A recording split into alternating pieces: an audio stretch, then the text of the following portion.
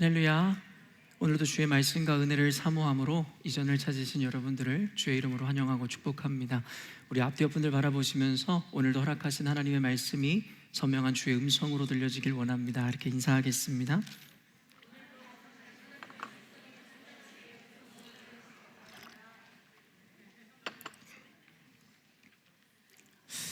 오늘 본문을 통해서 당신이 먼저 하십시오라는 제목으로 하나님의 말씀을 함께 나누고자 하는데요. 여러분, 당신이 먼저 하십시오라는 이 표현을 통해서 여러분이 느껴지거나 받아들여지는 그 마음이 어떤 마음인 것 같습니까? 당신이 먼저 하십시오라는 이 표현에는 받는 대상이나 상황에 따라서 중의적인 의미나 뉘앙스를 갖고 있는 표현이다라는 생각을 하게 됩니다. 일반적으로 우리가 좋은 것을 먼저 하십시오라고 한다면 우리에게는 좋은 의미로 다가오게 될 것입니다. 그러나 우리가 원치 않는 것, 바라지 않는 것을 먼저 하십시오라고 이야기한다면 그건 긍정적인 것이 아니라 좀 부정적인 뉘앙스로 우리 가운데 다가오겠죠.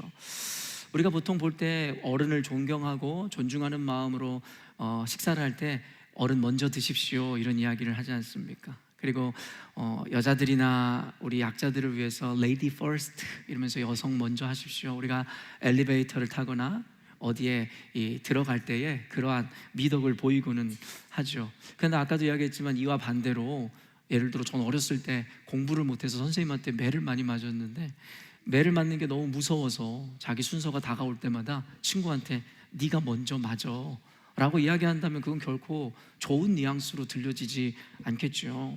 우리 하율이랑 하빈이가 또 한국에서 예전에 주사를 맞아야 될 때 서로 너무 무서워가지고 형이 먼저 맞아, 동생이 먼저 맞아. 그렇다면 그것이 진짜 배려라든가 어떤 긍정적인 의미에서가 아니라 피하고 싶고 하고 싶지 않아서 서로에게 미루는 먼저 하십시오의 의미가 될 것입니다.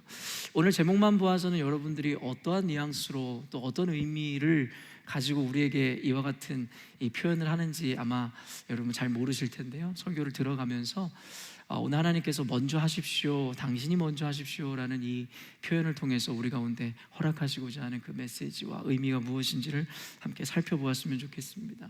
오늘 요한복음의 본문은 제가 요한복음서 모든 장 중에서 가장 좋아하는 장 21장 마지막 장입니다. 여러분도 아시겠지만 복음서에는 사복음서라고 해서 네 개의 복음서를 가지고 있는데요. 그 중에 Synoptic Gospels라고 하는 이 공관복음이라는 것이 있습니다. 공관복음이란 건 뭐냐면 말 그대로 같은 관점으로 입장에서 본 그리고 쓰여진 성경이다라고 이해하면 되는데요. 이 사복음 중에서 이 Synoptic Gospels 공관복음은 마태, 마가, 누가복음입니다. 목사님이 처음 교회를 가서 이 성경을 읽었었던 것이 바로 사복음서였거든요. 이제 우리 열린문교회에서도 곧 이 성경 통독 수련회를 하게 되는데요. 제가 처음 고등학교 1학년 때 교회를 가서 처음 성경을 읽었었고 처음 맞이했던 수련회가 성경 통독 수련회에서 보았던 사복음서였습니다. 그때 처음 교회를 가기도 했고 그 시간이 너무나 힘들고 지루해서 마태마가 누가복음을 계속 읽는 그 과정을 보면서 왜 똑같은 말씀을, 왜 똑같은 이야기를 계속 보아야 되는지에 대해서 불평 아닌 불평을 했었던 기억이 있어요.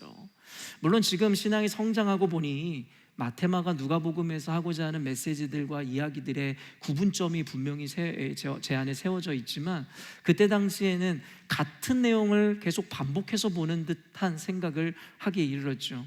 그와 같은 생각을 한 것이 무리가 아닌 것이 말 그대로 공관복음, 이 세 개의 복음서는 굉장히 비슷한 관점에서 그리고 흐름에서의 서술을 이어가고 있습니다. 그런데요, 오늘 여러분과 함께 나누는 이 요한복음은요, 이 세 개의 다른 공관복음과는 이 다른 관점에서 다른 입장에서 쓰여진 책입니다. 그래서 이 요한복음을 우리는 제4의 복음서라고도 이야기하기도 합니다. 그럴 이유가 무엇이냐면 이 네 개의 복음서 중에서 요한복음이 상대적으로 가장 늦게 쓰여진 책이거든요. 그렇다면 이 요한복음을 기록한 요한 사도는 이미 세 개의 복음서를 이미 읽었거나 알고 있었을 것이다라는 것이죠. 그러면서 역사적인 서술이라든가 같은 맥락에서 쓰여진 이 세 개의 복음서를 보며 요한은 그런 생각을 했을 것입니다. 내가 굳이 하나의 복음서를 더 추가하여 비슷한 내용과 맥락을 기록할 필요가 없었다라는 것이죠. 후에 쓰여졌다라는 것이 주는 의미가 이것입니다. 요한은 오히려 후에 이 세 개의 복음서를 읽고 난 성도들과 교회들의 모습을 살폈을 것이고, 그와 동시에 부족했었던 교회의 부족함을 채우기 위해서 이 요한복음을 기록했다라는 것입니다. 그래서 다른 복음서에는 드러나 있지 않은 이야기들과 기적의 사건들, 그리고 의미들을 전하고 있음은 당시의 교회 가운데 온전한 그리스도에 대한 인식이 없었기에 요한은 이 요한복음서를 통해서 예수님에 대해서 변론하고 가르쳐주고자 하는 목적으로 이 요한복음을 서술했다라는 것이죠. 각 복음서들마다의 그 주제들이 있거든요. 근데 이 요한복음의 주제는 무엇이냐면 바로 하나님의 아들이신 예수 그리스도입니다. 당시 아마 예수 그리스도의 신성을 혹은 인성을 부정하는 이단들이 출현하기 시작했고, 그들에게 예수 그리스도께서는 fully human인과 동시에 fully divine, 하나님이라는 것에 대해서 분명히 그들에게 가르쳐 줄 필요가 있었다라는 것이죠. 그래서 요한복음은 다른 복음서들과는 다르게 하나님의 아들이신 예수님에 대해서 특별히 강조하는 책입니다. 그리고 요한복음에는요, 특별히 같은 표현들이 계속 등장하는데 I am 이라는 표현입니다. 예수 그리스도께서 I am 이라는 표현들을 통해서 자신이 누구인지에 대해서 분명하게 선언하는 장면들을 요한복음에서 반복적으로 기록하고 있다는 것이죠. 어찌되었든 간에 요한복음은 다른 세 개의 복음서들과 관점이 다르다라는 것을 여러분이 아셨으면 좋겠고요. 그래서 요한복음에는 하나님의 아들이신 그리스도의 신성을 드러내기 위해서 7개의 기적을 중심으로 성경이 써내려져 가게 됩니다. 그래서 요한복음을 읽는 재미가 있습니다. 그런데요, 저도 예전에 요한복음을 읽을 때는 이 7가지의 특별한 기적의 포커스에서 요한복음을 읽었는데, 조금씩 신앙이 성숙하고 연륜이 쌓여가면서 요한복음에서 등장하는 기적이 아닌 도리어 21장에 나타난 그리스도의 모습과 성품에 더욱더 집중하게 되었습니다. 그래서 오늘 여러분과 제가 요한복음서 중에서도 특별히 좋아하는 오늘 21장을 통해서 여러분에게 하나님의 그 그리스도의 성품과 그리스도의 그 모습을 통해서 우리에게 주고자 하는 그 메시지들을 함께 나누고자 하는 것입니다. 오늘 본문은 부활하신 예수님께서 갈릴리에서 이 갈릴리 호수에서 생업을 이어가고 있었던 어부였던 제자들을 찾아오는 장면을 그리고 있습니다. 이 본문을 이해하기 위해서는 그 배경을 알아야 되는데요, 그 배경의 스토리들을 여러분들도 너무나 잘 알고 있을 것입니다. 여러분, 예수님께서 십자가로 끌려가시기 이전에 그가 사랑했었던 수제자라 일컫는 베드로에게 이와 같은 예언을 하셨어요. 뭐라고 이야기하셨죠? 네가 닭 울기 전에 나를 3번 부인하리라 이야기했죠. 그런데 그때마다 자기의 확신에 차 있었던 베드로는요, 예수님에게 그때마다 이렇게 이야기했습니다. 예수님, 저는 절대 예수님을 부인하거나 팔아넘기지 않을 것입니다.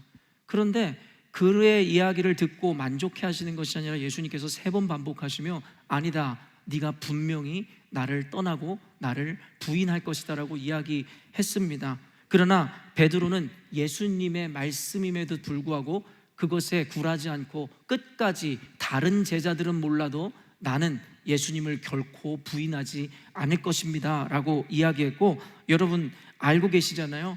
결국에는 예수님의 말씀은 반드시 이루어진다는 것이죠. 결국에는 그가 예수님께서 끌려가는 그 가운데 베드로가 고발당하자 그는 예수님의 말씀처럼 예수님을 부인하기에 이르렀다라는 것이죠. 마태복음 26장 69절에서 75절 말씀인데요, 좀 긴 말씀이지만 제가 여러분을 위해서 대독해 읽어드리겠습니다. 베드로가 바깥들에 앉았더니 한 여종이 나와 이르되 너도 갈릴리 사람 예수와 함께 있었도다 하거늘 베드로가 모든 사람 앞에서 부인하여 이르되 나는 내가 무슨 말을 하는지 알지 못하겠노라 하며 앞문까지 나아가니 다른 여종이 그를 보고 거기 있는 사람들에게 말하되 이 사람은 나사렛 예수와 함께 있었도다 하매 베드로가 맹세하고 또 부인하여 이르되 나는 그 사람을 알지 못하노라 하더라. 조금 후에 곁에 섰던 사람들이 나와 베드로에게 이르되 너도 진실로 그 도당이라 내 말소리가 너를 표명한다 하거늘 그가 저주하며 맹세하여 이르되 나는 그 사람을 알지 못하노라 하니 곧 닭이 울더라. 이에 베드로가 예수의 말씀에 닭 울기 전에 내가 3번 나를 부인하리라 하심이 생각나서 밖에 나가서 심히 통곡하니라. 여러분, 예수님의 그 예언이 성취되는 순간입니다. 베드로는 자신의 확신 가운데 있었던 자였어요. 결코 예수님을 부인하거나 배신하지 않겠노라고 이야기했었죠. 그러나 극히야 오늘 상황 가운데 예수님이 실제 팔려가는 그 순간에 베드로의 모습을 보면 그를 고발하는 이들에게 예수님을 알지 못한다고 부인할 뿐만 아니라 그 이후에는 그 강도를 조금씩 높여가며 내가 맹세하기까지 그를 알지 못한다라고 이야기합니다. 그러면서 극기야 뭐라고 이야기하는지 아세요? 심지어는 맹세뿐만 아니라 저주하며 이야기하기 시작하더라는 것이죠. 단순한 부인이 아니라 강력한 부인을 하기에 이르렀다라는 것입니다. 사랑하는 열린문교회 성도 여러분, 사도 베드로의 이와 같은 비겁한 모습은 단순히 사도 베드로만의 문제나 모습이 아니라 바로 저와 여러분의 모습임을 성경은 분명하게 이야기하죠. 저는요, 보통 한국교회에서 가르쳐 왔었던 확신이라는 개념에 대해서 저는 엄히 경계하는 편입니다. 그래서 우리 열린문교회에 와서 여러분들에게 구원이든 어떤 것이든 쉽게 확신하지 말라고 가르치죠.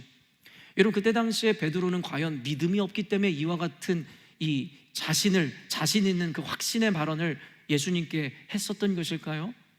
여러분, 그 역시도 나름의 확신이 있었다라는 거예요. 그러나 결국에 어땠습니까? 인간의 실존은, 우리의 죄성은, 우리의 본성은 상황과 환경이 우리 가운데 다가왔을 때에 그 가운데 우리의 믿음과 확신이라는 것은 쉽게 무너질 수밖에 없는 나약한 존재임을 성경은 여실히 드러내더라는 것입니다.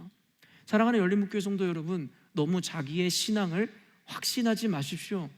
자신에 대해서 과신하지 말라는 것입니다. 심지어는 그 구원이라는 것에 대해서도 말입니다. 성경에는 자신의 구원을 확신했지만 예수님께서는 결국에 가서 내가 너를 모른다 했었던 이들이 자주 등장합니다. 그들도 나름 믿음이 있었고 예수의 이름으로 귀신도 쫓아냈고 능력도 행하였지만 결국에 예수님은 그들을 알지 못한다 이야기하였던 것이죠.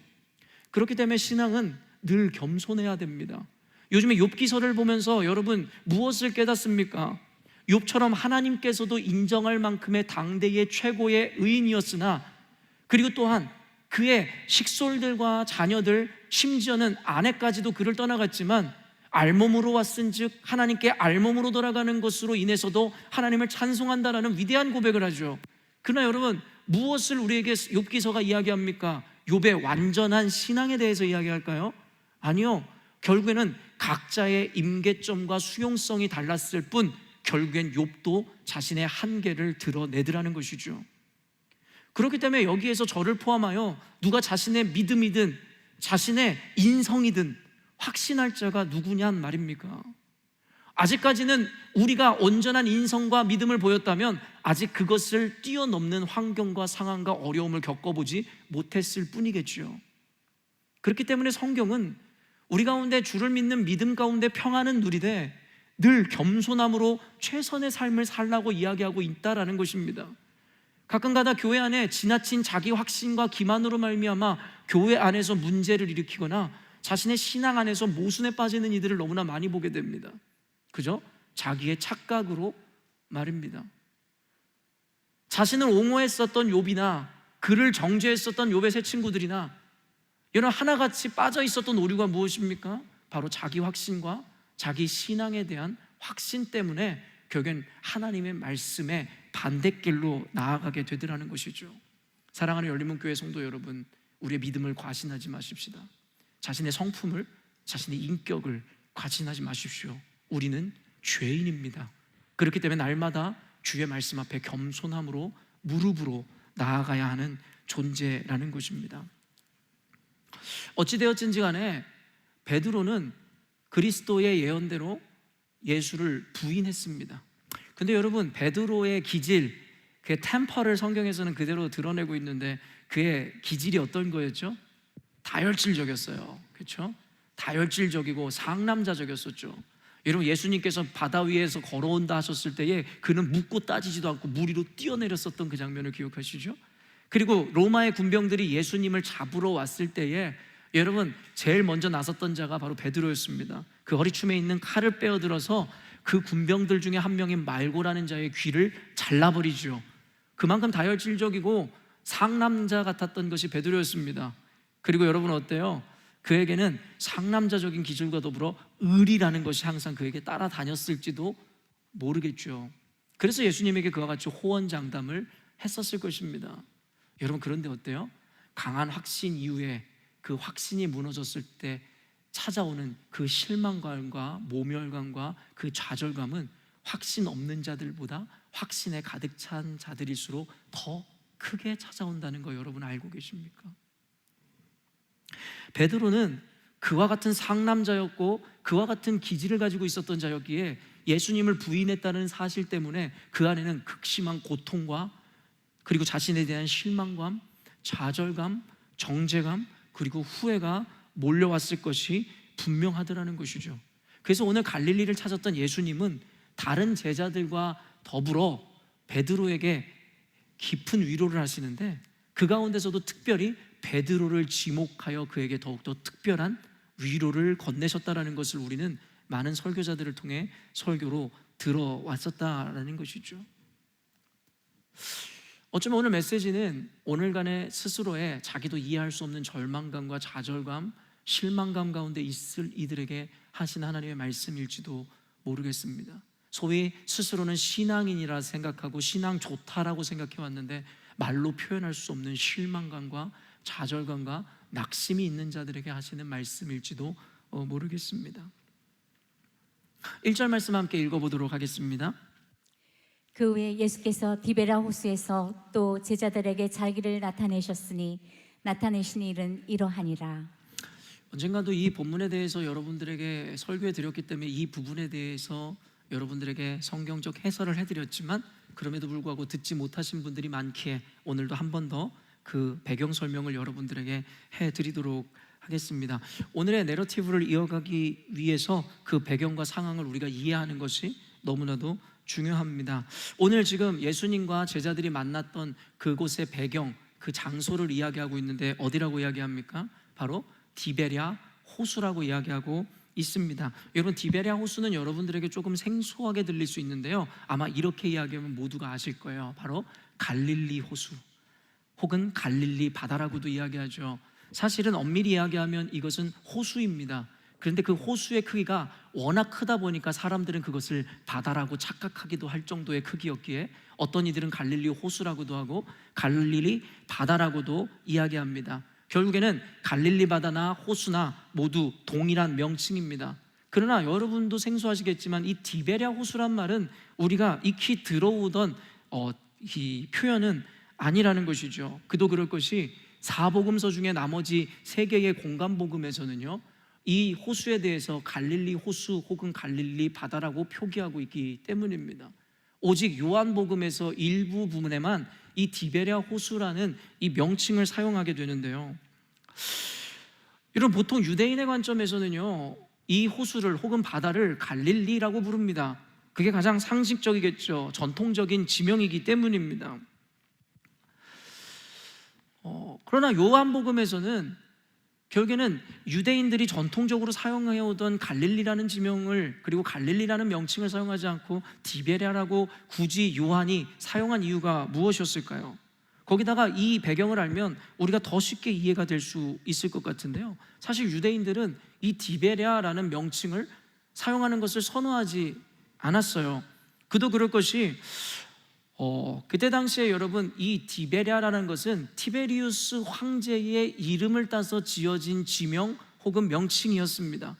그때 당시에 헤롯 왕이 로마 황제에게 잘 보이기 위해서 그의 이름을 높이기 위해서 그의 이름을 이용하여 갈릴리 호수의 이름을 바꾸어 놓았던 것입니다. 이와 같은 일들은 고대 사회에서 흔히 있었거든요. 여러분 잘 알고 계시는 알렉산더 대왕 알고 계시죠? 알렉산더 대왕은 수많은 영토를 차지하기에 이르렀다라는 것을 알고 있습니다. 그리고 그것을 기념하고 그 업적을 나타내기 위해서 알렉산드리아라는 도시들을 건설하기 시작했어요. 우리가 잘 알고 있는 대표적인 알렉산드리아는 이집트의 도시이지만 사실은 수십 가지가 넘는 도시의 이름이 바로 알렉산드리아라고 명칭되었음은 바로 그만큼 많은 영토를 차지했을 뿐만 아니라 그 왕의 업적을 기리거나 그에게 영광 돌리기 위해서 이와 같은 지명이나 도시의 이름을 알렉산드리아 혹은 그 왕의 이름을 따서 지었다라는 것입니다. 여러분, 그렇다면 이 갈릴리 지역 혹은 갈릴리 호수마저도 이와 같은 맥락에서 로마 황제 티베리우스를 높이고 그의 업적을 기리기 위해서 이와 같은 명칭을 사용했다라는 것인데요, 여러분, 유대인들 입장에서 이것이 기분 좋을 일이 있냐라는 거예요. 당시 여러분, 유다는요 바로 컬러니였어요. 식민지였단 말이에요. 바로 로마 엠파이어, 로마 제국의 바로 식민지였다라는 거예요. 그렇다면 자신들을 억누르고 억압하고 있었던 황제의 이름을 따서 지명을 붙이는 것을 어떤 누가 좋아하겠냐라는 거예요. 여러분, 더 실제적인 예로, 여러분, 독도는 누구 땅이에요? 독도는 우리 땅이잖아요.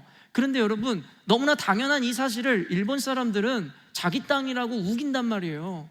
그러면서 그들이 자기네 땅이라고 우기면서 이 독도의 이름을 독도라고 표기할까요?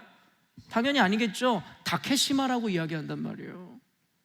어느 날 선명이가 목사님에게 와가지고, 목사님, 다케시마는 누구 땅이에요? 라고 질문을 하면 그 질문 자체로 인해서 제가 불쾌할 수 있다는 거죠. 왜냐하면 독도는 독도인데 일본 사람들이 지어놓은 다케시마라고 부르는 것이 당연히 기분 나쁠 수밖에 없다는 거예요. 여러분, 이와 같은 맥락에서 이해한다면 그들이 뻔히 불러오고 있었던 갈릴리 호수라는 것을 디베랴 호수라고 부르는 것은 당시의 유대인들에게는 굉장히 모욕적이고 기분 나쁘게 들리는 이야기일 수도 있었다라는 거예요. 그런데 왜 사도 요한은, 여러분, 그 이와 같은 상황을 뻔히 알고 있었을 것이면서도 그 땅을 유대인들이 싫어하는 디베랴라는 지명으로 호수의 이름을 붙였겠냐라는 것입니다. 다시 한번 이야기하지만 이와 같은 상황을 잘 알고 있었던 요한이 갈릴리 호수를 디베랴 호수라고 이야기하고 명칭한 것에는 다분한 의도가 그 안에 있었다라는 거예요. 아까도 얘기했지만 디베랴는 누구의 이름을 이용해서 지은 지명이라고요? 티베리우스, 바로 로마의 황제의 이름입니다. 그래서 혹자는 이 바다를 황제의 바다라고도 부르죠. 여러분, 나중에 커서 뭐가 되고 싶으세요? 여러분은 나중에 커서 뭐가 되고 싶으세요? 어떤 이들은 변호사가 되고 싶어하고 의사가 되고 싶어하고, 어떤 이들은 PGA에서 우승하는 골프 선수가 되고 싶어하는 이들도 있을지 모르겠습니다. 근데 여러분, 그 모든 것을 결론적으로 하나로 지칭한다면 뭐가 되고 싶은 건지 아세요? 바로 왕이 되고 싶은 거예요. 왕이 되고 싶은 거예요. 왕이 어떤 자인데요? 모든 것을 소유하고 모든 것을 멋대로 할 수 있으며 모두가 숭상하는 존재가 되고 싶은 거예요. 여러분, 미래의 꿈을 꾼다는 건 모두가 다른 직장과 다른 직업을 이야기하고 있는지 모르겠지만 모두가 왕이 되고 싶어 하는 거죠. 궁극적으로 우리가 목표하는 것이 바로 황제가 되는 것입니다. 바로 여러분, 이 황제의 바다라고 불리우는 디베랴 호수 앞에서 예수님께서 그 제자들을 찾아가셨음의 의미가 무엇이겠냐라는 것이에요. 그래서 혹자는 또한 황제의 바다라고 부름과 동시에 이곳을 욕망의 바다라고도 부릅니다. 그리고 한 가지 더요. 당시 예수님을 따랐던 제자들의 대부분의 직업이 뭐였습니까? 어부였습니다. 여러분, 어부에게 있어서 가장 큰 꿈은 뭘까요? 가장 큰 목표가 뭘까요? 에? 고기를 많이 잡는 거겠죠. 어부들은 고기를 많이 잡아야 돈을 많이 벌 수 있기 때문입니다. 배를 타고 나가면서 그들이 기도하는 게 뭐겠어요? 오늘도 많은 물고기가 잡히게 해달라는 것이죠. 여러분, 예수님께서 죽으시고 부활하신 이후에 제자들은 상실감과 허탈감과 수치심을 가지고 그들의 고향인 갈릴리로 돌아갔다라는 거예요. 그리고 원래 그들이 해오던 생업으로 돌아갔다라는 것이고, 그들이 원하고 바라고 욕망하는 것을 위해서 열심히 갈릴리 호수, 디베랴 호수, 황제의 호수, 욕망의 호수에서 일하고 있었다라는 것입니다. 여러분, 이 배경을 지금 머릿속에 기억하세요. 예수님은 지금 이와 같은 배경 가운데 제자들을 찾아가셨다라는 것이에요.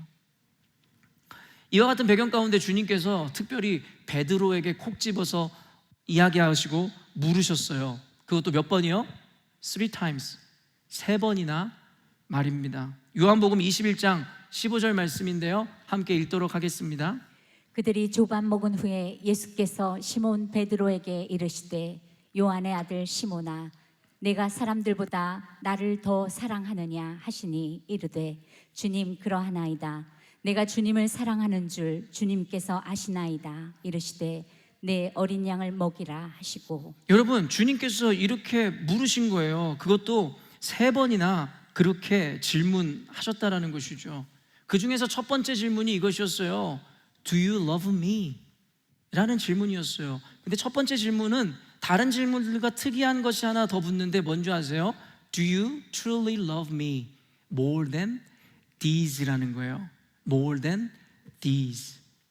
여러분, 영어 잘하는 여러분 앞에서 영어 수업을 할 생각은 없는데, 여러분, these가 뭡니까?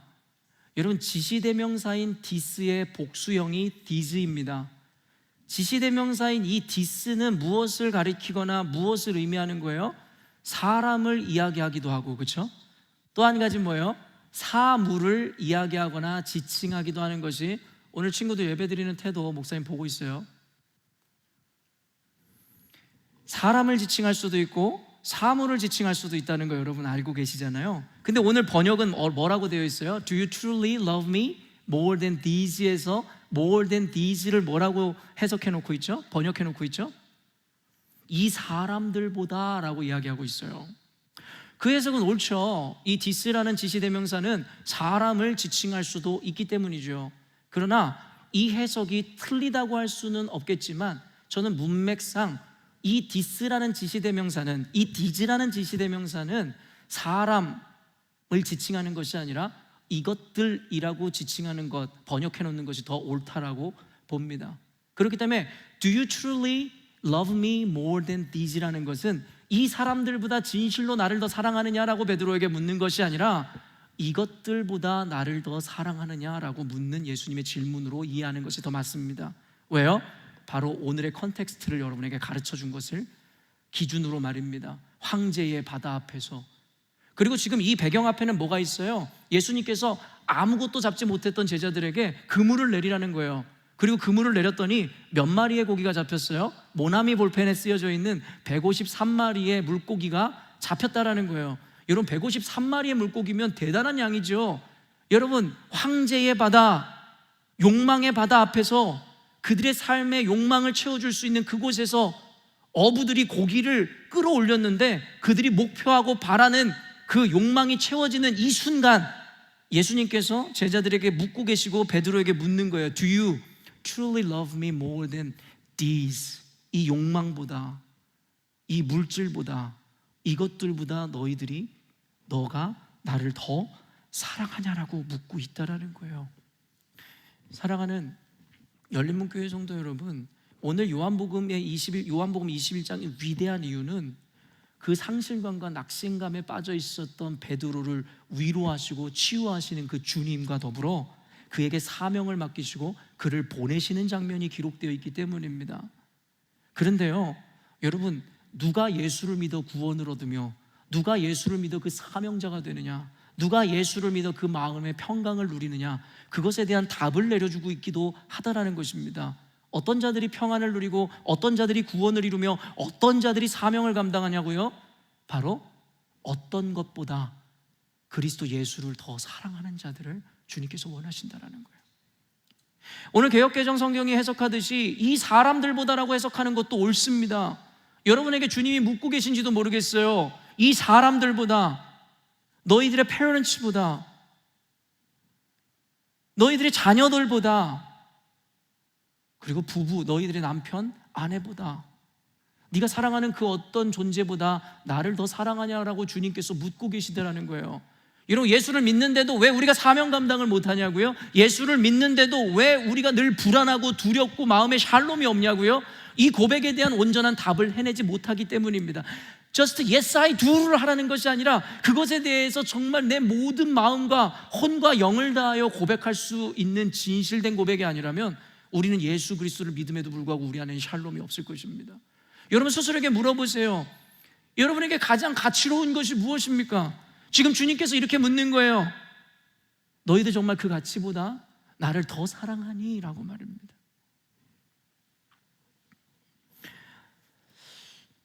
요한복음 21장 17절 말씀입니다. 한번 읽어볼게요. 세 번째 이르시되 요한의 아들 시몬아 내가 나를 사랑하느냐 하시니 주께서 세 번째 내가 나를 사랑하느냐 하심으로 베드로가 근심하여 이르되 주님 모든 것을 아시오매 내가 주님을 사랑하는 줄을 주님께서 아시나이다. 예수께서 이르시되 내 양을 먹이라. 마지막 세 번째 질문을 동일하게 묻는 거예요. Do you truly love me? 너가 진짜 나를 사랑하냐? 이제는 여러분 more than this라는 말을 사용하지 않아요. 왜냐하면 첫 번째 베드로의 대답 가운데 그것에 대한 고백이 있었기 때문이겠죠. 그런데 이번에 세 번을 물으니까 베드로에게 나타나는 희한한 모습이 있었어요. 근심하더라는 거예요. 만약에 목사님이 서연이한테 서연아 너 목사님 사랑해? 라고 물으면 뭐라고 얘기할 거예요? 서연아 입이 떨어지지가 않아? 사랑해 라고 얘기하겠지. 설마. 여러분 그런데 고마워. 여러분 그 마음을 자기가 몰라요? 서연이가 목사님을 사랑해요 라고 할 때 자기의 마음에 목사님을 사랑하는지 미워하는지 본인이 몰라요? 알고 있잖아요. 자기는 분명히 알고 있잖아요. 베드로에게 예수님께서 네가 나를 사랑하냐라고 물을 때 베드로는 자신 있게 대답했어요. 네, 그렇습니다. Yes, I do. 그런데 한 번 이야기했는데 두 번 묻는 거예요. 그리고 세 번 묻는 거예요. 그러니까 갑자기 베드로 안에 있었던 확신이, 그 생각이 흔들리기 시작하는 거죠. 그리고 무엇이 소환됐을까요? 과거에 예수님을 세 번 부인했었던 자신의 연약함이 보이기 시작하는 거예요. 그때도 이렇게 확신했거든요. 예수님, 남들이 예수님을 버릴지라도 나는 결코 예수님을 부인하지 않을 것입니다. 그때의 확신이 기억났고 세 번이나 묻는 예수님의 그 질문이 지금 오버랩되기 시작했을 거예요.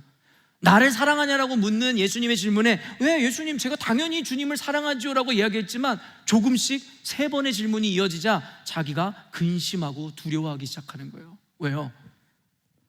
그는 그때 당시 한번 무너졌었던 자신의 확신을 기억하고 있거든요. 그때에도 흔들렸었던 자기를 알고 있었더라는 것이죠. 부끄러운 자신의 옛날이 기억이 났을 것입니다. 사랑하는 성도 여러분, 베드로는요 지금 굉장히 기가 죽어 있어요. 그리고 많은 수치심과 부끄러움에 있는 상태입니다. 근데 단순히 베드로만 그랬을까요? 우리 2절 말씀 한번 읽어보도록 하겠습니다. 시몬 베드로와 디두모라 하는 도마와 갈릴리 가나 사람 나다나엘과 세베대의 아들들과 또 다른 제자 둘이 함께였더니. 총 몇 명의 제자들이 있다는 거예요? 7명의 제자들이 지금 함께하고 있습니다. 그 중에 2명의 이름은 밝혀지지 않지만 5명의 제자의 이름을 정확하게 기록하고 있더라는 것이죠. 지금 예수님을 부인하고 배신했었던 7명의 제자들도 함께 그 자리에 동석하고 있었다라는 것입니다. 여러분, 처음에 그 제자들이 예수님의 부르심을 받았을 때 그들의 마음이 어땠겠어요? 굉장한 자부심이 있었어요. 왜요? 예수님은 비범한 인물이었고 가는 곳마다 기적이 일어났거든요. 그리고 예수님에게 택함을 받아 그의 12명의 제자 안에 들었다라는 것이 얼마나 영광스러웠겠어요. 가는 곳마다 사람들은 찬송하고 그를 높이기 시작하고 말도 안 되는 슈퍼내추럴한 기적들이 늘 따라왔으니까요. 그러면서 제자들은 착각하기에 이르렀어요. 어떤 착각입니까? 나중에 예수님께서 로마 정부를 물리치고 하나님의 나라를 세우면 거기서 자신들도 한 자리씩 할 수 있을 거라는 기대에 한껏 부풀어 있었죠. 그래서 자신들이 버린 직장, 자신들이 버린 가족, 그들에겐 문제가 될 것이 없었어요. 왜요? 자기가 맞이하게 될 장밋빛 미래를 꿈꾸고 있었기 때문이죠. 그런데 여러분, 그들의 모습은, 현재의 모습은 어떨까요? 그 기대감은 실망으로 바뀌어 있었고, 예수님은 로마 정부를 물리치기는커녕 로마에서 죄인이 되어 십자가에 못 박혀 죽으시고 결국엔 더 이상 그들에게 얻어진 것이 없었기 때문입니다. 그리고 모든 것을 잃어버린 그들은 다시 고향으로 돌아왔어요. 여러분, 그것이 의미하는 것이 금의 환향이었겠습니까? 그들이 성공해서 고향에 돌아와서 사람들이 그들을 높이고 칭찬하는 그와 같은 상황이에요? 아니죠. 얘라 이 에비에미도 모르고 그 예수라는 자를 따랐던 놈들아, 그래서 그렇게 따랐던 예수가 어떻게 됐냐 라는 온갖 모욕과 더불어 그들은 생계를 손에서 놓았고 아무것도 하지 않았던 그들은 모든 것을 잃어버린 상태에서 고향으로 탕자가 모든 것을 잃고 돌아오는 심정으로 돌아왔을 것이고, 룻의 시어머니였던 나오미가 여러분 이스라엘로 유대로 돌아왔을 때에 그와 같은 절망감이 그들 가운데 있었을 것이 뻔하겠죠. 3절 말씀 한번 읽어보도록 하겠습니다. 시몬 베드로가 나는 물고기 잡으러 가노라 하니 그들이 우리도 함께 가겠다 하고 나가서 배에 올랐으나 그날 밤에 아무것도 잡지 못하였더니 여러분, 성경에는요 굉장히 함축적인 의미를 담고 있어요. 그래서 니고데모가 예수님을 찾아왔던 장면 아시잖아요. 근데 그가 언제 예수님을 찾아왔다고 기록하고 있어요? 밤에 예수님을 찾아왔죠. 그래서 혹자는 밤에 온 손님이라고 이야기합니다. 근데 이것은 단순히 시간적인 의미에서 사람들의 눈을 피해 온 그의 모습만을 이야기하는 것이 아니라 여러분, 영적으로 그가 지금 어두움 가운데 있었다, 감추고 싶은 가운데 있었다라고 영적으로 해석하죠. 여러분, 여기에서 그들이 고기를 잡았는데요, 그날 밤에 아무것도 잡지 못했다라는 것이 의미하는 것이 무엇이겠습니까? 바로 그들이 느끼고 있었을 공허감과 상실감과 허탈함은 아니겠을까요? 아니었을까요? 고기를 잡으러 나갈 때의 기대감과 다른 빈 그물의 공허감은 예수님을 따라 기대감을 갖고 갈릴리를 떠났던 제자들이 지금 공허감을 가지고 갈릴리로 돌아왔었던 그 모양을 우리들에게 보여주고 있는 것은 아니냐라는 것이에요. 물론 그 후에 반전을 보여줌으로 말미암아 제자들의 삶과 방향과 목적을 보여주시고 또 다른 기대감으로 그들을 채워주시죠. 여러분, 6절 말씀 한번 읽어보도록 하겠습니다. 이르시되 그물을 배 오른편에 던지라 그리하면 잡으리라 하시니 이에 던졌더니 물고기가 많아 그물을 들 수 없더라. 여러분, 반전이 일어나는 거예요. 그들이 하루 종일 그물을 내렸으나 고기를 한 마리도 잡지 못했는데 예수님의 말씀을 의지해서 고기를 잡아 그물을 내렸더니 153마리의 고기가 잡혀 올라왔다라는 거예요. 여기서부터 이제 반전의 뉘앙스를 우리들에게 보여주죠. 너희들의 공허함을 내가 곧 채워줄 것이고 너희들의 상실감을, 너희들의 아픔을 내가 위로하고 회복하시겠다라는 사인을 이미 주고 계시더라는 것이죠. 7절 말씀 한번 읽어보도록 하겠습니다. 예수께서 사랑하시는 그 제자가 베드로에게 이르되 주님이시라 하니 시몬 베드로가 볶고 있다가 주님이라 하는 말을 듣고 겉옷을 두른 후에 바다로 뛰어내리더라. 이 반전 스토리를 이어가기 이전에 계속해서 상황 설명과 그들의 심리 상태를 비춰주고 있는데요, 여러분, 예수께서 사랑하시던 제자가 누굴까요? 사도 요한입니다. 요한복음을 기록했었던 요한이 베드로에게 이렇게 이야기해 주는 거예요. 아무도 주님이신지 몰랐었던 그들에게 저분이 주님이시다라고 베드로에게 이야기하니까 베드로가 어떻게 해요? 갑자기 벗고 있다가 주님이시라는 말을 듣고 옷을 입고 옷을 두른 후에 바다로 뛰어내리더라는 것이죠. 옷을 벗고 있었던 그의 모습이 여러분 무엇을 의미합니까? 그의 허탈감과 상실감, 아무것도 가진 것 없는 그의 모습을 대변하지 않을까요? 그러나 예수님이라는 것을 알고 그가 한 것이 무엇이에요? 겉옷을 입더라는 것이죠. 물론 그의 스승 앞에, 예수님 앞에 나가기 위해서 옷 매무새를 가다듬고 예의 있게 나가는 모습이기도 하지만 영적으로 생각한다면 이미 공허하고 허탈하고 포기했었던 그의 인생 가운데 희망이 다가오기 시작했다라는 거예요. 근데 어떻습니까? 그 이야기를 듣고 바다로 뛰어내리더라는 거예요. 그런데 여러분, 바다로 뛰어내린 게 한 번은 아니었죠. 아까도 얘기했지만 예수님께서 저기서 걸어오는 것을 보고 베드로는 물 위에서 뛰어내렸다라는 거예요. 그래서 최초로 물 위를 걸은 사람이 되었죠. 근데 여러분, 그때 당시에 물 위로 뛰어내렸던 베드로의 담대함과 그 믿음, 그리고 지금 물 위로 뛰어내린 베드로의 모습과는 어떤 차이가 있을까요? 지금 베드로가 물 위로 뛰어내린 것은 여러분, 주님 앞에 가지고 있었던 수많은 죄책감과 부담감과 미안한 마음의 버선발로 예수님 앞에 뛰쳐나갔습니다 라고 우리가 해석할 수 있겠죠. 그는 예수님을 볼 낯이 없었습니다. 너무 부끄럽고 죄송하고 미안하고 황망한 마음에 그는 뛰쳐나갔던 것이죠. 그리고 그 이후에 제자들과 조반을 나누시며 만남을 이어가시면서 그 후에 베드로와의 대화를 통해서 그를 완전히 회복시키는 장면들을 우리는 너무나 잘 알고 있죠. 저는요, 아까도 얘기했지만 요한복음은요, 그리스도의 하나님 아들 되심을, 그의 신성을 드러내기 위한 변론서로서 쓰여진 책입니다. 그런데요, 저는 이 책을 읽으면서 예수님의 신성을 드러내고 그의 비범함과 하나님의 아들 되심을 드러내는 것은 단순히 기적의 사건이 아니라고 생각합니다.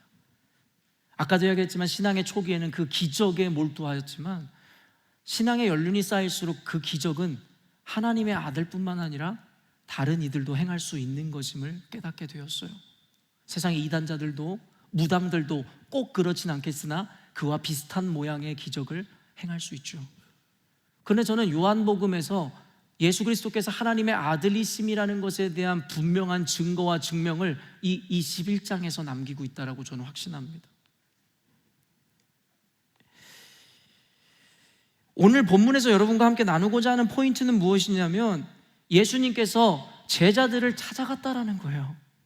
공허함과 낙심한 가운데 있었을, 좌절감 가운데 있었을 제자들을 찾아갔다라는 것이고, 그 중에서 가장 마음이 무거웠을 베드로를 콕 집어서 찾아가더라는 것이죠. 왜요? 다른 제자들은 그냥 도망했는데 베드로는 저주하고 맹세하면서까지 예수님을 거부했었던 사람이었거든요. 그 마음의 무게를 아셨던 주님이 오늘 그를 찾아가셨다라는 거예요. 여러분, 인간적인 관점으로 예수님의 참담한 심정을 한번 느껴보세요. 3년 동안 동고동락했어요. 함께 먹고 마시고 울고 울며 그 세월을 같이 보냈어요. 그러나 그를 따르던 제자들이 예수님께서 위기 상황에 빠지자 그를 버리고 도망하는 그 장면, 여러분이 진짜 친구라고 찐 우정이라고 생각하는 친구들 있어요? 여러분, 그들이랑 얼마나 행복한 시간을 보내고 그들을 얼마나 좋아라 합니까? 그런데 웬걸요? 나중에 공통으로 좋아하는 남학생이 생긴 거야. 그때부터 여러분 그 우정이 깨지기 시작하는 거죠. 자기에게 위기가 있을 때 어김없이 여러분 그 우정에 금이 가는 것을 우리가 보게 되더라는 거예요. 그때 느낄 배신감, 그때 느낄 상실감, 친구도 잃고 사랑도 잃고. 과거의 제 이야기예요. 제가 꼭 그랬던 적이 있었거든요. 여러분, 예수님은 이와는 비교할 수 없을 만큼의 참담함과 고통과 배신감을 느끼셨겠죠. 위기의 순간에 아무도 그 옆에 남아있었지 않았더라는 것이에요. 제가 예수님이었다면 상실감과 실망감을 넘어서 여러분 분노가 치밀어 올랐을 것 같아요. 여러분, 저는 목회를 하면서 이와 같은 마음을 너무 많이 느끼거든요. 전심을 다해서 성도들을 대하고 양육하고 가르치지만, 그리고 좋은 관계를 맺어가지만 어떤 상황이나 환경이 닥쳐왔을 때에 그렇게 나를 존경하고 사랑했었던 성도들도 한순간에 등을 돌리고 원수처럼 되는 것을 너무나 많이 보아왔습니다. 여러분, 저에게 그들을 용서했냐라고 묻는다면 여러분, 말씀을 의지해서 용서했다라고 이야기할 수 있을 것 같아요. 그런데요, 그것까지는 흉내낼 수 있고 따라할 수 있는데요, 그들에게 먼저 찾아갈 수는 없을 것 같아요. 그리고 더 나아가 그들을 위로해 줄 수는 없을 것 같아요. 그게 제 악한 제 마음입니다.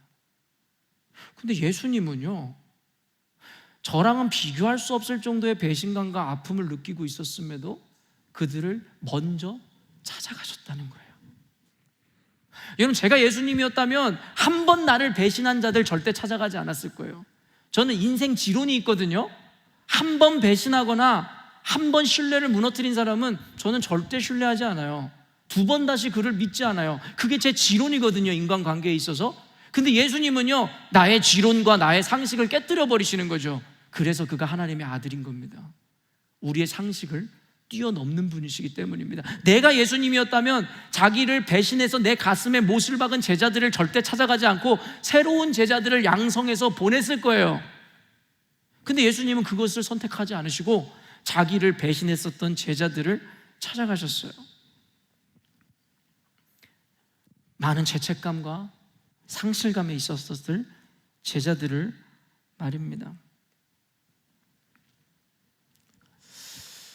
제자들의 심리 상태가 또 드러나는데요, 그들 안에는 실망감과 죄책감과 상실감과 공허감뿐만 아니라 수치심과 더불어 또 어떤 마음이 있었을까요? 두려움이 있었을 거예요. 예수님이 부활하셨다는 사실을 알았거든요. 근데 예수님이 부활해가지고 뭘 한다고 생각하겠어요? 찾아와가지고 내 인생을 망쳐버리거나 저주하시거나 벌하신다라고 생각하겠죠. 당연한 생각 아닙니까? 갑자기 빚쟁이가 여러분 찾아오면은 여러분 어떤 마음이 들겠어요? 아이고, 망했구나, 죽었구나라는 생각 들지 않겠어요? 12절 말씀 한번 읽어보도록 하겠습니다. 예수께서 이르시되 와서 조반을 먹으라 하시니 제자들이 주님이신 줄 아는 고로 당신이 누구냐 감히 묻는 자가 없더라. 굉장히 모순적인 지금 상황이 나온단 말이에요. 여러분, 예수님이 예수님을 알아보지 못했어요. 근데 요한이 예수님을 알아보고 베드로에게 이야기해 주자 그들은 예수님이 예수님인 줄을 알았다라는 거예요. 그런데 주님이신 줄 아는 고로라고 이야기했는데 그 뒤에 이어지는 게 뭐예요? 당신이 누구냐고 감히 묻는 자가 없었다는 거예요. 이게 무슨 말이에요? 주님이신 줄 아는데 물어볼 필요가 없는데 감히 묻는 자가 없었다라는 것이 뭘 의미하는 줄 아십니까? 여러분, 여기에서 부활한 성체는요, 우리의 생각과 다르다는 걸 성경은 신학적으로 분명히 가르쳐요. 예수님이 부활하시고 나서 예수님을 알아본 사람이 없었어요. 뭘 의미할까? 예수님이 부활하셨을 때 그 외형이 완전 바뀌어 있었다라는 거예요. 그래서 제가 언젠가도 이야기했지만 장례식장을 가거나 애들로 여러분을 위로하려고 할 때에 우리 부모님은, 우리의 자녀는 먼저 떠났지만 나중에 천국 가서 다시 만나서 영원한 나라를, 영원한 삶과 영원한 가정을 이룰 거라는 건 거짓말이에요. 그런 신학적인 내용은 성경에 없어요. 도리어 뭐라고 하는 줄 아십니까? 너희들이 서로를 알아보지 못할 거라고 이야기하고 있어요. 여러분, 가족이란 존재는 우리에게 하나님께서 잠시 맡겨놓은 것이지 영원을 함께하는 존재라고 이야기하지 않아요. 오해하지 마세요. 이 세상에서나 우리에게 가장 소중한 존재일 뿐인 것이고, 여러분, 영원한 곳에서는 우리가 가족과 함께할 나라를 꿈꾸는 것이 아니라 우리 하나님과 함께할 나라를 꿈꾸는 거예요. 그런데 여러분, 이 안에 얼마나 많은 왜곡이 있습니까? 성경에서는 우리가 부활한 이후에 우리에 대한 개념과 외형과 모든 것이 달라질 것을 이야기하는데 우리는 내 부모, 내 자식이라는 한계에서 벗어나지 못하죠. 나중에 따로 신학적으로 한번 나누는 날이 올 건데요, 여러분, 오해를 바로 잡아야 합니다. 어찌됐든지 간에 예수님인 줄을 알면서도 예수님인 줄을 모르는 애매모호한 상황이 다가왔던 거죠. 근데 여러분, 그럼 이렇게 물어보면 되잖아요. 당신이 예수님이십니까? 물어보면 되는데 뭐라고 표현해요? 감히 묻는 자가 없다라는 거예요. 여기서 감이라는 것이 어떤 의미를 주는 거예요? 두려워하더라는 거죠. 무서워하더라는 거죠. 왜요? 예수님이 지금 어떠한 목적으로 왔는지 모르겠는 거예요. 그리고 예수님이 나를 벌하시면 어떡하지? 라는 감정들이 없었겠습니까? 그래서 감히 묻는 자가 없었다는 거예요. 그런데 예수님이 이내 곧 그들의 마음을 녹이시는데요, 13절 말씀 한번 읽어보겠습니다. 예수께서 가셔서 떡을 가져다가 그들에게 주시고 생선도 그와 같이 하시니라. 여러분, 뭐예요? 예수님이 오셔서 밥 같이 먹자고 얘기해 주시는 거예요. 밥을 들이밀어 주시더라는 것이죠. 여러분, 동서고금을 막론하고 화해의 제스처, 친근감의 표시는 같이 밥을 먹는 거예요. 여러분, 제가 이 영상 같은 거 보는 거 좋아하는데 동물들 중에 엄청 학대를 받은 동물들 있잖아요. 그래서 사람이 손만 대려고 해도 막 그냥 으르렁거리고 막 너무 무서운 동물들이, 막 너무 힘들어하고 무서워하는 동물들 있잖아요. 그때 그 사람들이 다가가기 위해서 제일 먼저 하는 게 뭐예요? 먹이를 조금씩 주기 시작하는 거죠. 왜요? 나는 적이 아니다, 우리 화해하자, 괜찮다를 보여주는 거예요. 여러분, 그래서 우리 가족, 패밀리를 한국 사람들은 뭐라고 이야기하죠? 식구라고 이야기하죠. 식구가 무슨 뜻인 줄 알아요? 밥 식자 혹은 먹을 식자에다가 입구자를 사용해요. 이 얘기가 뭔지 아세요? 같이 밥을 먹는 사이가 가족이라는 거예요. 밥을 먹는다는 건 우리가 가족이 되었다는 것이고 우리 안에 아무런 위화감이나 어려움이 없다를 이야기하는 거예요.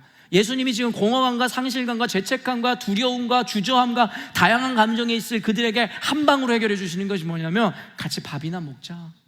같이 밥이나 먹자. 여러분, 그러니까 우리 아이들 밥 좀 많이 사주세요.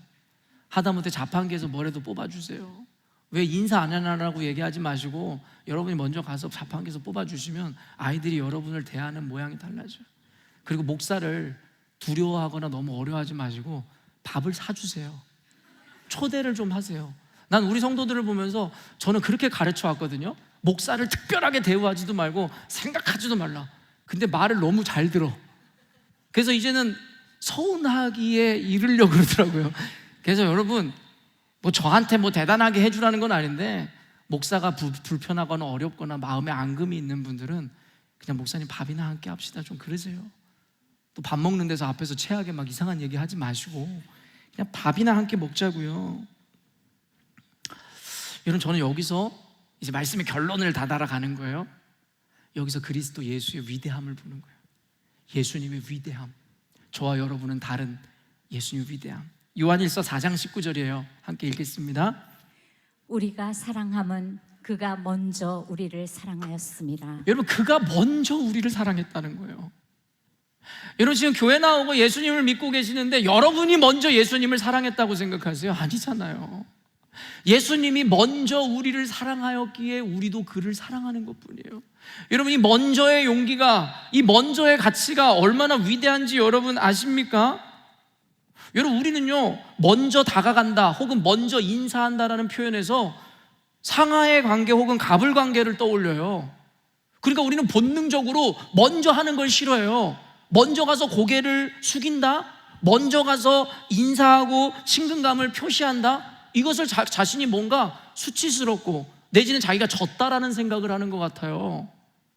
그러다 보니까 우리는 어때요? 나이가 한 살만 많아도 네가 먼저 와서 나한테 인사해야지, 네가 먼저 와서 나에게 말 걸어야지. 여러분, 이런 생각도 우리가 가득 차 있지 않아요? 자기는 쿨하고 아니라고요? 이런 회사의 회장이 일개 하위 직원한테 가가지고 먼저 인사하는 일이 있어요? 인사하기 전에 하위 직원들이 가가지고 먼저 고개를 조아리고 인사해야 된다는 생각을 하죠. 그러니까 우리는 이와 같은 개념이, 이 본성이 우리 안에 가득 차서요, 교회 안에서도 나보다 어린 것이 먼저 인사를 안 해? 왜 여러분은 먼저 못 하는데요? 왜 아이들한테 인사할 때까지 왜 기다리시는데요? 먼저 가서 인사하는 것이 수치스럽습니까? 그럴 수 있다 칩시다. 그런데 여러분, 예수님이 우리를 찾아오셨다는 게 어떤 의미인 줄 아세요? 일개 회장이 일개 직원을 찾아간 것의 의미 정도로 보이세요? 모든 것을 지으신 하나님이 자신의 십자가에 못 박은 죄인인 우리를 찾아왔었다는 사건이, 먼저 우리에게 찾아왔다는 사건이 그렇게 아무것도 아니게 느껴지시냐라는 거예요. 여러분, 저는 그럴 수 없을 것 같아요. 저는 그렇게 하지 않을 것 같아요. 그런데 예수님은 그렇게 하셨죠. 우리는 먼저라는 표현을 본능적으로 싫어합니다. 아까도 얘기했지만 자기 권리와 유익을 챙기는 데에 있어서 먼저는 누구보다 빠르지만 자기를 희생하고 내어주는 것에 있어서의 먼저는 누구도 원하지 않는다라는 것이죠. 여러분, 부부싸움을 하시잖아요. 우리 열린문교회 성도들은 부부싸움 안 하시나요? 이런 부부싸움을 하면요, 먼저 말을 걸거나 사과하는 게 너무 힘들죠. 그러다 보니까 하루 이틀, 몇 주, 심지어 어떤 이들은 몇 달까지 서로 서먹서먹한 관계가 이어지는 거예요. 근데 중요한 건 뭔지 아세요? 왜 싸웠는지는 모르겠는 거예요. 생각해 보니까 왜 싸웠지? 우리가 이렇게 어색해진 게 뭐지? 어떤 사람은 이혼 도장을 찍자고까지 갔는데 생각해 보니까 이혼의 사유가 뭐지? 를 모르겠는 거예요. 이유가 뭔지 아세요? 먼저 못하니까 그래요. 여러분, 부부싸움은 칼로 물베기란 말도 있잖아요.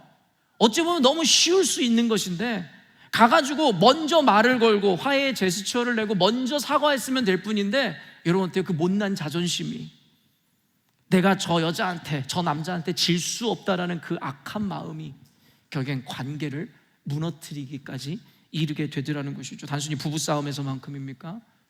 교회에서는 어떻습니까? 여러분, 학교나 직장에서 어때요? 여러분, 친구 관계에서는 어때요? 먼저 자존심을 갖고 가서 미안해, 나랑 같이 놀자. 왜 못합니까? 하율아, 왜 못해? 가가지고 여자애들이 막 놀고 있으면 먼저 가가지고 남자 자존심도 꺾고 가가지고 나도 놀아줘. 그 말을 왜 못해? 왜 못해? 너네들 이렇게 갈라져 있는 거 지금도 봐봐. 여기 남자, 여기 여자. 아주 못나 보여. 남녀 칠세 부동석도 아니고 왜 못하는데요? 아니, 그러면 우리 자매님들은 왜 못해? 너희들이 인원이 많잖아. 그러면 우리 꼴랑 있어봤자 학생부에 하율이랑 시온이 둘밖에 없잖아, 초라하게. 그럼 너희들이 가서 왜 먼저 말 못해? 우리 놀자, 같이. 우리 같이 게임하자. 왜 못해? 먼저 자존심 상해서? 먼저 지는 것 같아서? 네가 같이 놀자 그러면 놀아는 주겠는데 내가 먼저 놀자고는 못하게 해서 그리스도인입니까?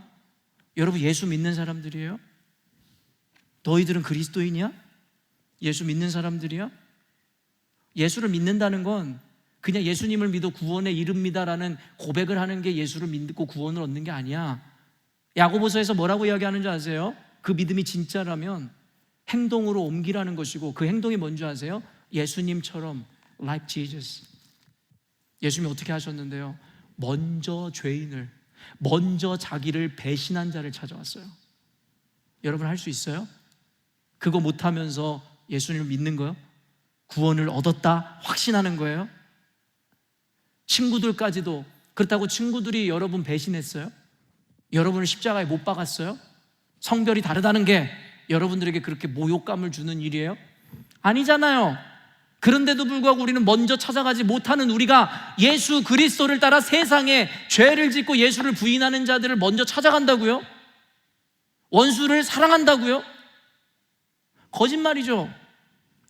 어려서부터 친구들도 품지 못한다면, 어려서부터 교회 가족도 품지 못한다면 세상에 죽어가는 영혼들을 품는다? 용서한다? 다 거짓말이죠. 그 믿음은 다 거짓말입니다. 로마서 5장 8절입니다. 읽겠습니다. 우리가 아직 죄인 되었을 때에 그리스도께서 우리를 위하여 죽으심으로 하나님께서 우리에 대한 자기의 사랑을 확증하셨습니다. 여전히도 우리가 죄인인데 주님께서는 우리에게 예수 그리스도를 보내셨어요. 그게 바로 그리스도와 하나님의 위대하심입니다. 그게 바로 우리와 다름을 보여주는 장면입니다. 우리는 저마다 각자의 상처와 괴로움이 있어요. 그리고 미안함이 있죠. 그때 내가 이렇게 했어야 되는데 그러지 못해서, 아니면 어쨌든 간에 괴로움이든 고통이든 미움이든 우리는 모두 마음속에 품고 있죠. 근데 한번 생각해 보세요. 나에게 상처를 준 사람이, 나에게 그 미안함을 준 사람이 내게 먼저 와서 선명아, 내가 미안하다. 그동안 내가 정말 잘못했다. 이렇게 이야기해주면 여러분 마음이 어떨까요? 그 마음이 녹아져 내리겠죠. 그 이야기를 해주는 사람에게 고마움을 느끼겠죠. 근데 놀라운 건 뭔지 아세요? 그렇게 먼저 다가와 주는 사람에게 고마움은 느낄 거면서 자기가 그 고마움을 주는 사람이 되고 싶지는 않은 거죠. 우리는 그저 배려와 사랑을 받기를 원하지 주고 싶지는 않은 사람들이에요. 한없이 이기적이고 한없이 자기만 아는 사람들이죠. 그래서 성경은 우리에게 그렇게 이야기하고 있지 않습니다. 마지막으로 요한복음 21장 17절에서 18절 읽도록 하겠습니다. 세 번째 이르시되 요한의 아들 시몬아 내가 나를 사랑하느냐 하시니 주께서 세 번째 내가 나를 사랑하느냐 하심으로 베드로가 근심하여 이르되 주님 모든 것을 아시오매 내가 주님을 사랑하는 줄을 주님께서 아시나이다. 예수께서 이르시되 내 양을 먹이라. 내가 진실로 진실로 내게 이르노니 내가 젊어서는 스스로 띠뛰고 원하는 곳으로 다녔거니와 늙어서는 내 팔을 벌리리니 남이 내게 띠띠우고 원하지 아니하는 곳으로 데려가리라. 단순히 베드로를, 제자들을 위로하고 회복시키기 위한 뿐만이 아니라 그들을 이제는 진정한 사명자로 보내시는 장면을 성경에서 우리들에게 마지막으로 보여주고 있습니다. 다시 한번 여러분에게 물어볼게요. 예수님께서 베드로에게 물었던 것, Do you truly love me more than these? 여기서 이 these가 뭐라고요? 내가 사랑하는 사람들일 수도 있어요. 아니면 내가 원하는 성공, 목표, 돈일 수도 있겠죠. 근데 한 가지만 더 추가해 줄까요? 이것들보다 나를 더 사랑하느냐 해서 이것의 개념은 바로 나의 자존심, 나의 수치감, 나의 원망, 분노, 그것들보다도 나를 더 사랑하냐라고 묻는 거예요. 여러분, 인간으로서는 할 수 없어요. 나에게 죄를 범한 자를 찾아가 주는 것, 나에게 원수진 자를 찾아가 주는 것, 인간으로는 할 수 없어요. 그런데 우리가 그리스도 예수를 이것들보다 더 사랑한다면 내가 수치스러워도, 내가 괴로워도, 여전히도 내 원망이 가득해도 우리는 할 수 있고 해야만 합니다. 언젠가도 이야기했지만 오늘 Q&A를 해가지고 참 의미가 있는 시간일 것 같은데요. 어떤 연애에 대한 상담을 해주는 것을 제가 봤는데 쪽지에 어떤 사람이 이런 질문을 했던 거예요. 제가 좋아하는 사람이 있는데요, 그 사람한테 고백할지 고백하지 않을지 너무 고민이 돼요.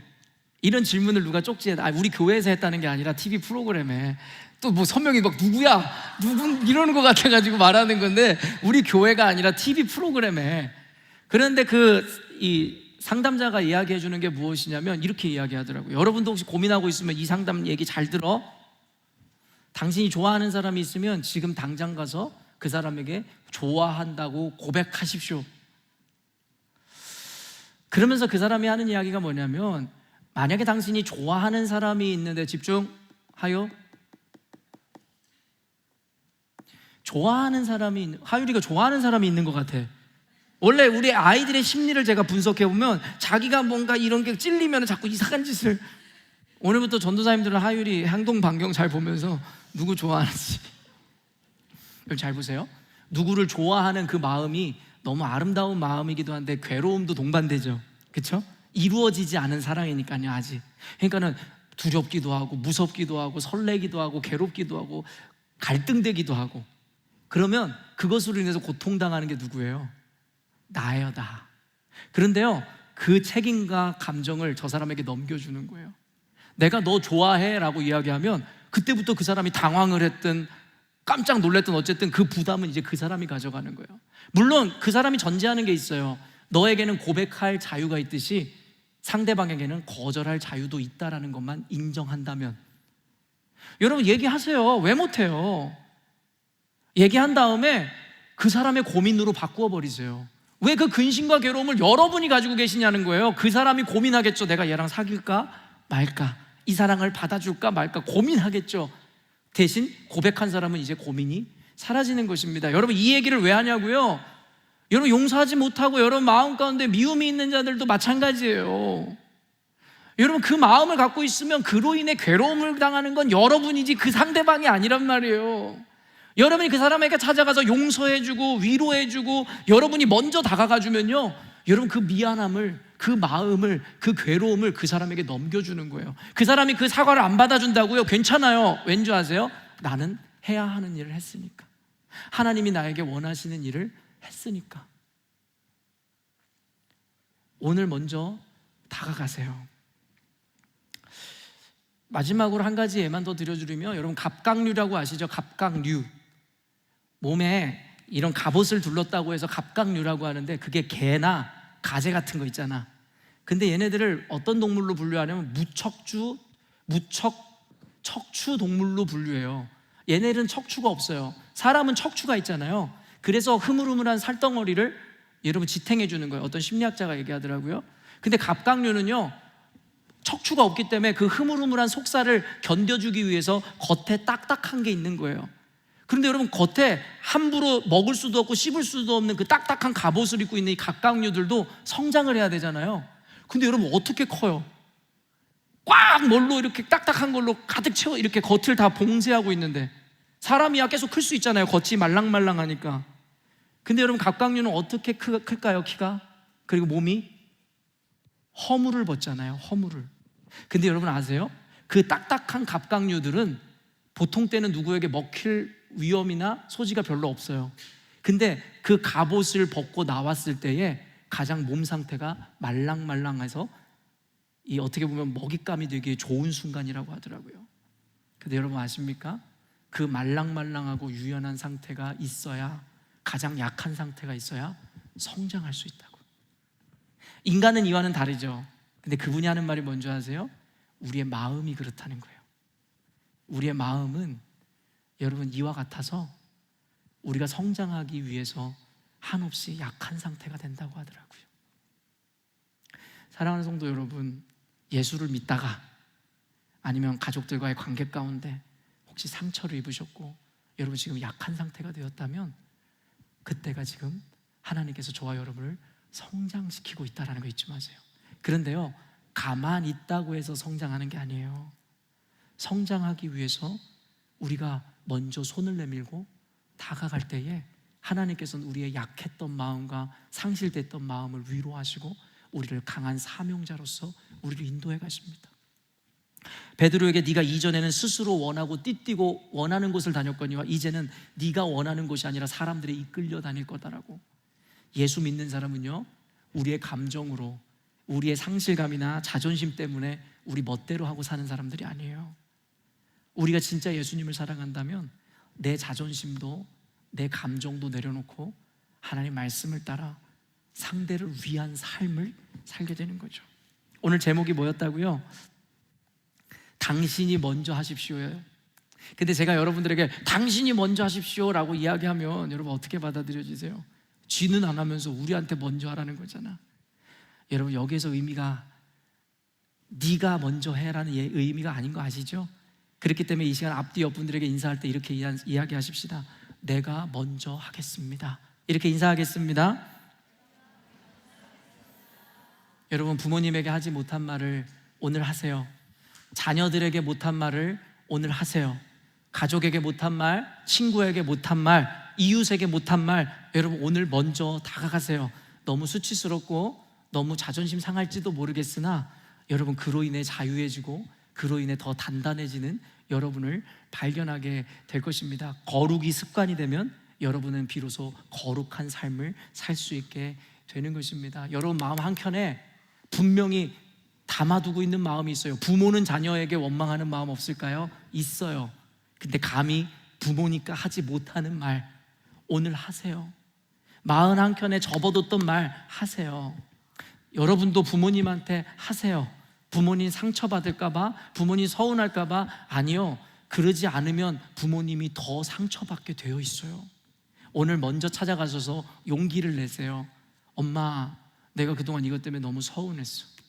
이것 때문에 그래서 엄마를 미워했어. 그런데 엄마 미안해. 여러분이 먼저 찾아가세요. 오늘 하율이랑 하빈이가 나를 찾아오나 안 찾아오나를 볼 거예요. 여러분 먼저 다가가시는 여러분 되시기를 주님의 이름으로 축원합니다. 기도하겠습니다.